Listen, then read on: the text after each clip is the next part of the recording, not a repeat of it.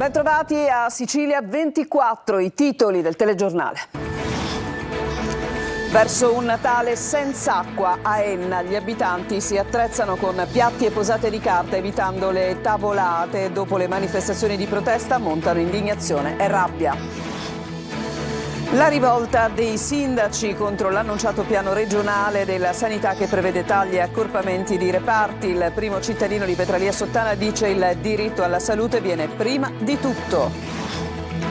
Catania, la raccolta rifiuti dei bar cittadini al mattino. Si lamentano i negozianti e FIP e Confcommercio chiede un intervento che riveda modalità e tempi. Gli spazi della fermata Fontana della metropolitana a Catania si trasformano in palcoscenico. Gli studenti delle scuole intonano canti natalizi accompagnati da giovanissimi musicisti. Una vita a 100 all'ora tra musica, TV e cinema. Gianni Morandi compie 80 anni e festeggia con un nuovo album e un singolo in coppia con Giovanotti. Calcio, il Catania torna a vincere in trasferta. Taranto finisce 5-1 e lancia al meglio la volata di fine anno in attesa del match interno con Potenza e Sorrento. Delusione Trapani, Granata sconfitti 2-1 al provinciale dal Benevento.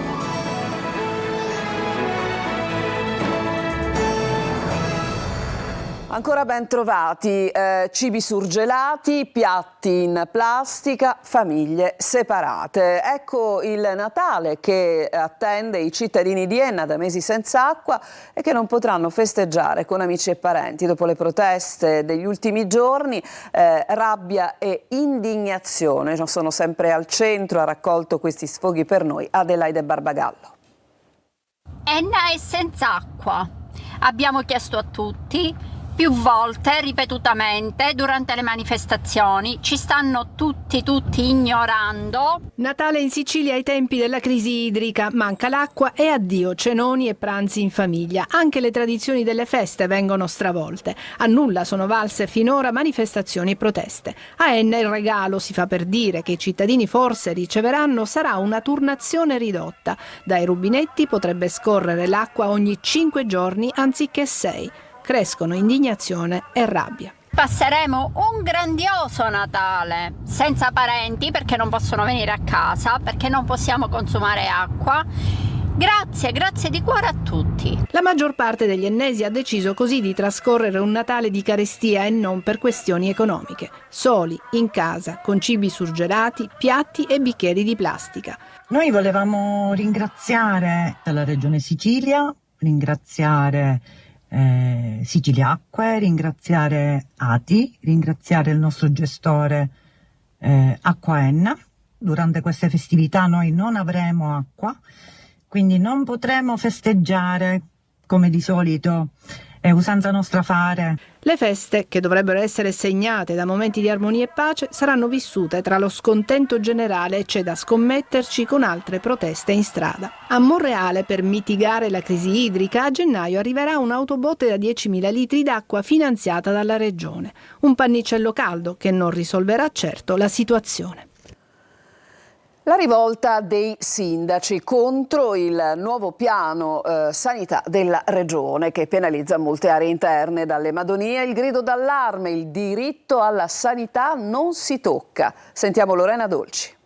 Se non è una rivolta, poco ci manca. Contro il piano della regione che disegna la nuova rete ospedaliera, i sindaci sono sul piede di guerra. Tra i primi a cadere sotto la scure dei tagli annunciati in provincia di Palermo ci sarebbero gli ospedali di Petralia Sottana e Corleone. Per questo i primi cittadini stanno chiamando a raccolta i colleghi per alzare una barriera protettiva attorno alle strutture di un territorio che presenta priorità particolari. Priorità che sono lontani dai grandi centri, che hanno difficoltà viarie e soprattutto che hanno una popolazione che molto spesso è anziana e che ha bisogno di proprie specificità nella cura. Noi siamo convinti che bisogna mantenere fortemente i servizi essenziali, che non significa solo il pronto soccorso, e soprattutto che ci sia una missione da dare a questo ospedale. Fra le missioni possibili da anni, un comitato delle zone franche montane propone di trasformare l'ospedale di Petralia in centro per la riabilitazione neurologica. Quale che sia la scelta finale, i sindaci si oppongono alla mappa dei reparti e presidi che sta venendo fuori anche per Corleone. Abbiamo necessità di un maggiore coinvolgimento e di mantenere sempre alta la guardia su quelli che sono dei reparti essenziali per la salvaguardia della salute del territorio, a partire, proprio parlando di Corleone, dalla salvaguardia del nostro punto nascita. Il nuovo piano, che cambierà il volto della sanità pubblica, riguarda tutta la regione, con i tagli dei doppioni e la trasformazione dei reparti in specialità di cui c'è più esigenza e un totale di posti letto invariato, ma a favore della sanità privata convenzionata. C'è una unità dei sindaci del territorio per raccordarsi, dialogare, ma su un punto fermo, che il diritto alla salute non si tocca. E se da un lato si adotta la politica del taglio, a Vittoria, siamo in provincia di Ragusa, si inaugura una nuova area all'interno dell'ospedale Guzzardi, l'area che è praticamente collegata al pronto soccorso. L'ASP di Ragusa adotta inoltre nuovi codici colore per il triage. Veronica Barbarino. Inaugurata all'ospedale Guzzardi di Vittoria la nuova area di osservazione breve intensiva attigua al pronto soccorso. Gestirà emergenze di media complessità offrendo assistenza medico-infermieristica avanzata, monitoraggio continuo e accertamenti diagnostico-terapeutici per patologie acute. Una costola del pronto soccorso che, come ricordiamo, è stato inaugurato l'anno scorso, esattamente febbraio 2023, che ha comportato l'attivazione di un'area completamente nuova. A seguito dei lavori di ristrutturazione del vecchio pronto soccorso sono stati ricavati 6 posti letto per l'osservazione breve intensiva e 7 posti letto di assenteria.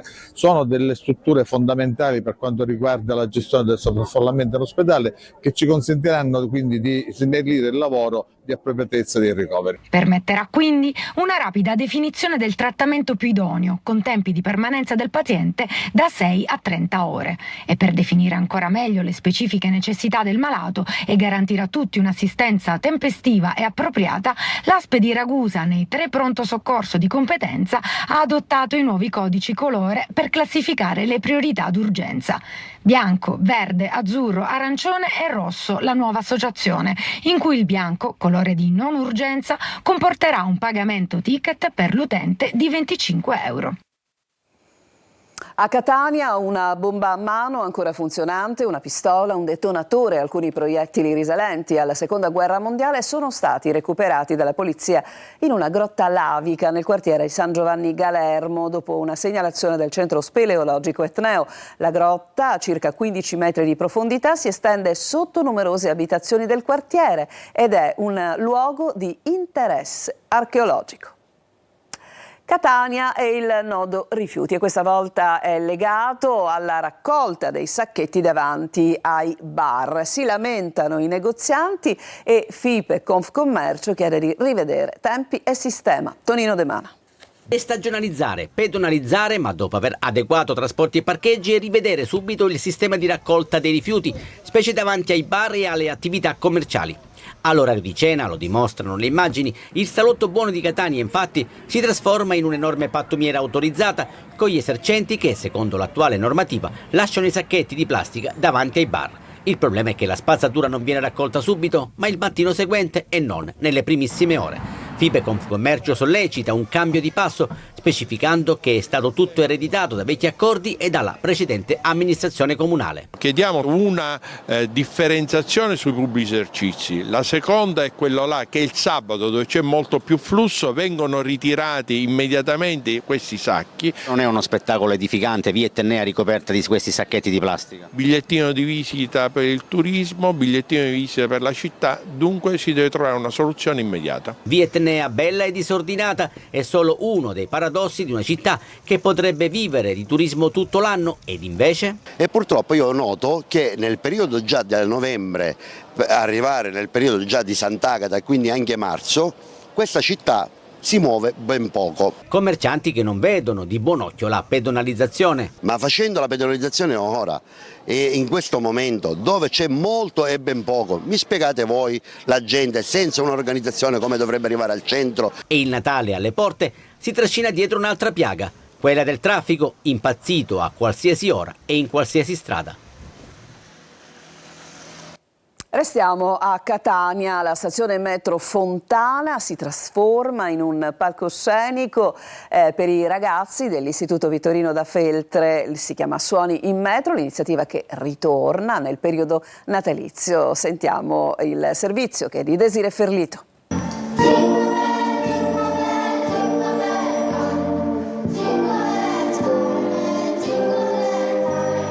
Rimbombano le note natalizie negli spazi sotterranei della metropolitana di Catania, che si trasforma in palcoscenico per Suoni in Metro. Un'iniziativa unica nel suo genere promossa dall'assessorato alla pubblica istruzione in collaborazione con Circum Etnea, che unisce arte e musica nel cuore sotterraneo della città.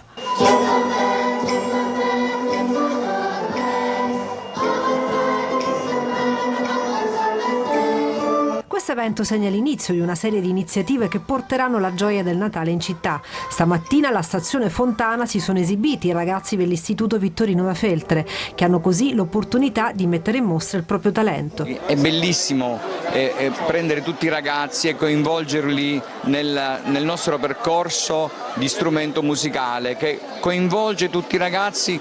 Pensate che sono 80 elementi di orchestra. Il tutto incorniciato dalla mostra Fermate d'Arte, opere provenienti dalla collezione Biscari che, come in un museo contemporaneo, trasformano un semplice luogo di transito e di impegni quotidiani frenetici in un luogo di aggregazione e di scambio culturale. I concerti di Suoni in Metro saranno riproposti anche nei giorni 10, 12 e 13 dicembre presso la stazione Giovanni XXIII, coinvolgendo gli studenti di diversi istituti comprensivi. Diamo la possibilità agli altri di far vedere le capacità che abbiamo e quanto è bella in realtà la musica, perché molti la sottovalutano. E poi parla anche di Natale, giusto? Ovvio, il Natale è bellissimo, mette un'armonia.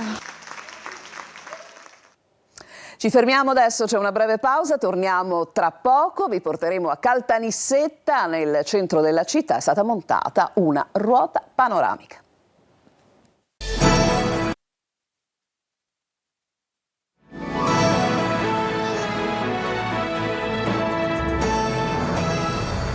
Seconda parte di Sicilia 24, una ruota panoramica in una piazza del centro di Caltanissetta. L'iniziativa divide del tutto i cittadini. Rita Cinardi.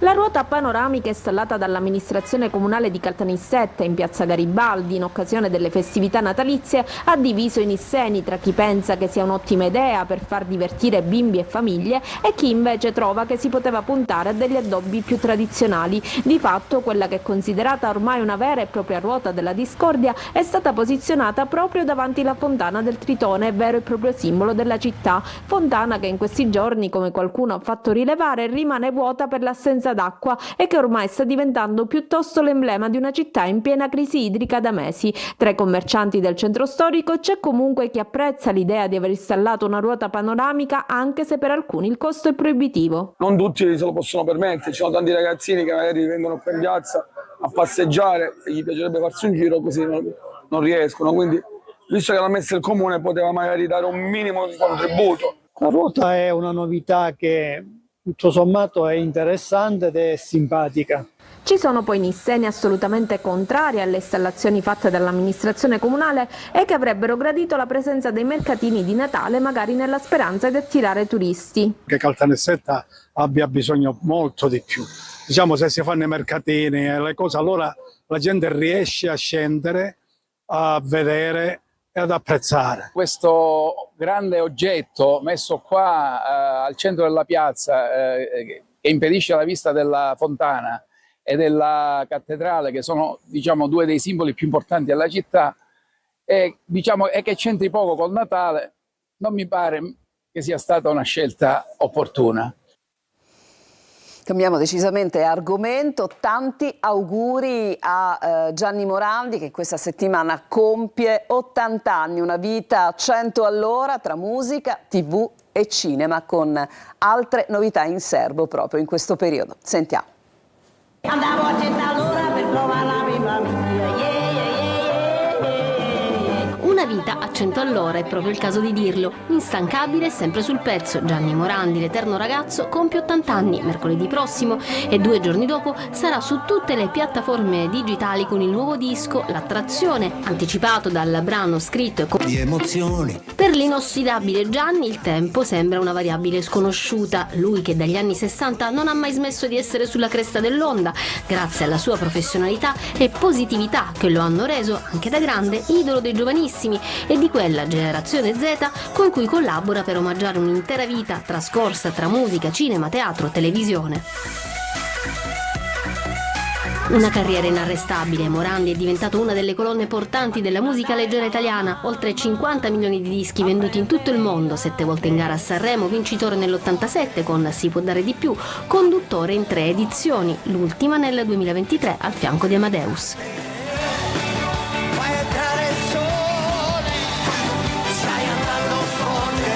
Alzi la mano chi non ha almeno una sua canzone nella playlist personale.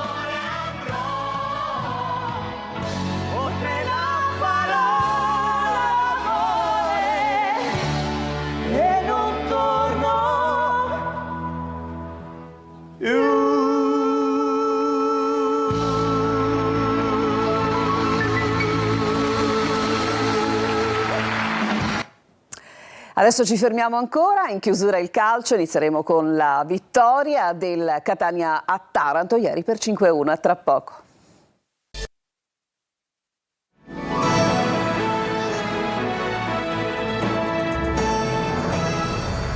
Siamo al calcio, il Catania ha vinto 5-1 a Taranto ieri e torna dunque al successo in trasferta, lanciando al meglio la volata di fine anno in attesa dei match interni con Potenza e Sorrento. Marco Carli. Questa volta Catania sfrutta l'occasione. 5-1 al Taranto con tanti motivi per sorridere oltre al risultato. Serviranno le controprove nelle prossime 2 sfide casalinghe con Potenza e Sorrento, squadre di caratura superiore rispetto ai pugliesi, ma il ritorno al successo fuori casa ha tanti volti felici. Quello di Gherardi, per esempio, che incorna di testa il pallone dell'1-0 su calcio d'angolo di Stoppa, dando il là ad una partita in discesa. Oppure quello di De Rose, finalmente di nuovo titolare, o dello stesso Stoppa, che conferma il suo grande momento andando in gol per il 2-0 dopo un errore difensivo di Marong, partita indirizzata che lo diventa ancora di più prima dell'intervallo, quando Inglese di testa e con il consueto opportunismo mette dentro il terzo gol. Il risultato magari può far pensare che sia stata una partita facile, ma non dimentichiamo che il Taranto ha battuto l'Avellino, ha battuto il Picerno, ha battuto il Cerignola. Il tecnico a Taranto ha dovuto rinunciare anche a Castellini, non al meglio, ma dopo la rete del provvisorio 3-1 siglata da Guarracino che batte un colpevole Beters, l'allenatore ha invece ritrovato Montalto. L'ex Casertana scarica tutta la rabbia dell'attaccante che vuole tornare al gol su azione, 4-1 per i rossazzurri con esultanza che coinvolge tutto il gruppo e anche Toscano. La stessa scena di felicità collettiva si ripete qualche minuto dopo per la rete del giovane e talentuoso catanese Forti. De Rose a fine partita indica la strada. L'obiettivo è finire bene, diciamo, l'anno con queste altre 2 partite e poi ricaricare le batterie per poter partire forti a gennaio e puntare a vincere. Raggiante per la goleada di Taranto, il presidente Pelligra ha scritto una lettera ai tifosi che vi sintetizziamo, cari tifosi, si legge: la vittoria ottenuta ieri appartiene al passato ma deve servire ad alimentare fiducia e ottimismo. Non arriverò in tempo per il match con il Potenza, sarò al Massimino il 22 dicembre per la gara con il Sorrento, perché per me il Catania è fondamentale, un viaggio intercontinentale in più non mi pesa, si tratta di vivere l'emozione con voi nel nostro stadio. Dobbiamo continuare a migliorare, si legge ancora, la nostra classifica appunto, e possiamo riuscirci spingendo insieme i ragazzi che scendono in campo. Uniti saremo sempre più forti, società e squadra vi ritengono fondamentali. A presto, Rosario Pelligra. Trapani, c'è delusione invece in casa del Trapani, la squadra è stata sconfitta al provinciale dal Benevento. Sentiamo Franco Cammarasana. Una doppietta di Eric Lanini spegne le residue speranze del Trapani di puntare al primo posto e laurea il Benevento campione d'inverno con una giornata di anticipo. Finisce così col risultato di 2-1 a favore della squadra di Auteri l'atteso confronto del provinciale, gara alla quale il Trapani aveva legato le ultime chance per puntare alla promozione diretta in Serie B.